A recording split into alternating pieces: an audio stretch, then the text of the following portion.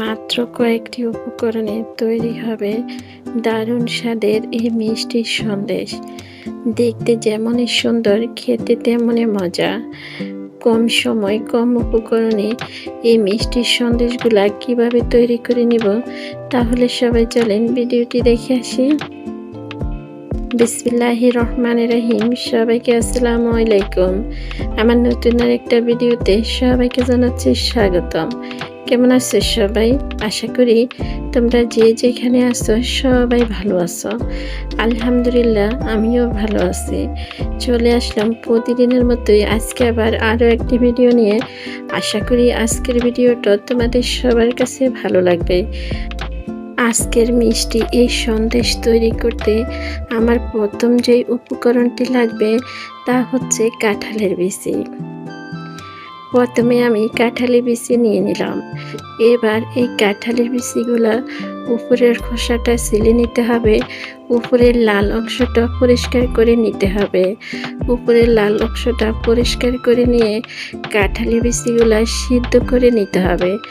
কম বেশ আমরা এই কাজটা সবাই করতে পারি, তাই আমি অফ ক্যামেরাতে কাঁঠালের বিচিগুলা সিদ্ধ করে নিয়ে আসলাম। কাঁঠালের বিচিগুলা সিদ্ধ করে নেওয়া হয়ে গেল। এবার নিয়ে নিলাম দুধ।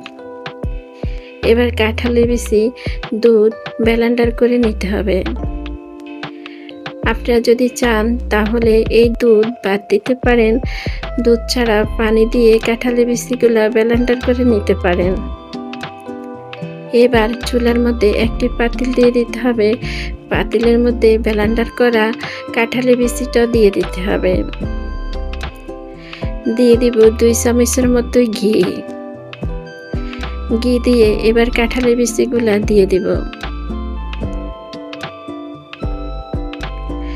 কাঁঠালের বিচিগুলা দিয়ে দেওয়া হয়ে গেলে এবার একটি হাতার সাহায্যে লাড়তে হবে। কাঁঠালের বিচিগুলা অনবরত লেড়ে যেতে হবে, থামানো যাবে না, তা না হলে নিচ থেকে লেগে যেতে পারে। তাই কাঁঠালের বিচিগুলা ভালো করে লাড়তে হবে। এবার আমি দিয়ে দিলাম সামান্য পরিমাণ নারকেল। আপনারা যদি চান তাহলে নারকেল স্কিপ করতে পারেন। এবার আমি দিয়ে দিব 1/2 কাপের মতো কনডেন্স মিল্ক। এবার দিয়ে দিব সামান্য পরিমাণ এলাচের গুঁড়া। এবার সবগুলি উপকরণ দেওয়া হয়ে গেলে এই হাতার সাহায্যে এভাবে করে লাড়তে হবে। আমি এই মিষ্টির সন্দেশ তৈরি করতে এখানে কনডেন্স মিল্ক দিয়েছি। আপনারা যদি চান তাহলে কনডেন্স মিল্কের পরিবর্তে এখানে চিনি ইউজ করতে পারেন।